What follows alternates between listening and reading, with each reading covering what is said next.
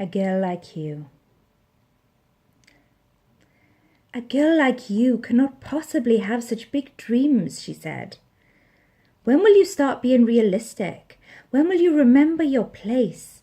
When will you realize that longing for a taste of a place like that is so foolish for someone like you, with your background? A twice broken home on a council estate. I mean, you're great, but come on. You can't just forget the place you came from.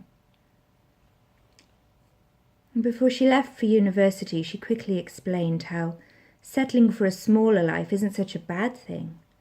For those with menial jobs are the integral cogs of the bigger machine. 18-year-old me smiled and waved her goodbye and yelled into the wind behind her. Yes, I agree.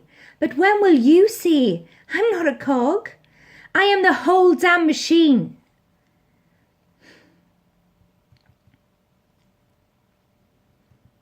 This town is too small for a girl like you to have such big dreams, my brother said. When will you start to just try and fit in? When will you accept that this is your place where you would have been safe and face up to the fact that you thought you were clever when you escaped this small town for more exciting endeavours? But just look at you now, at 22, back here once again in your childhood room, running away from a man who put his hands on you and left you battered and bruised with the fruits of your womb trailing behind you. This is what happens when you dream too big. I held my babies close and quickly covered their ears as my bruised, blackened eyes filled up with salt tears. And I whispered to them softly through my swollen, stitched lips, "Don't you listen, my darlings, there are no dreams too big." My mother eventually stopped crying every time she looked at me. And as the shame and the rainbows on my skin faded away, my cheeks eventually remembered how good it felt to smile. And after a while, in our new life, in a new town, tiny sparks in the shattered chambers of my heart reignited a tentative new flame, a once abandoned, burning thirst for knowledge. And I found a new adventure amidst books, classes, and college. And in the middle of the excitement of my new grand plan, I somehow found us the love of the most wonderful man. "This house is too small for you to have such big dreams," my fiancé said. "When will you be normal? When will you know your place?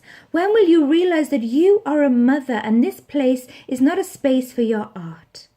And that my heart cannot expand enough to encompass all that you continue to create? Lindsay, we were great as we were."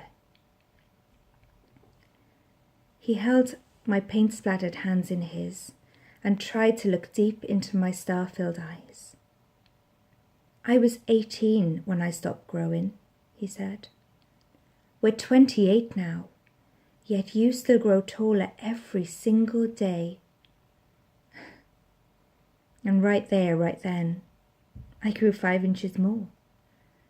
Even love was not enough to make me stay small. "Life is too short for a girl like you to have such big dreams," my heart said.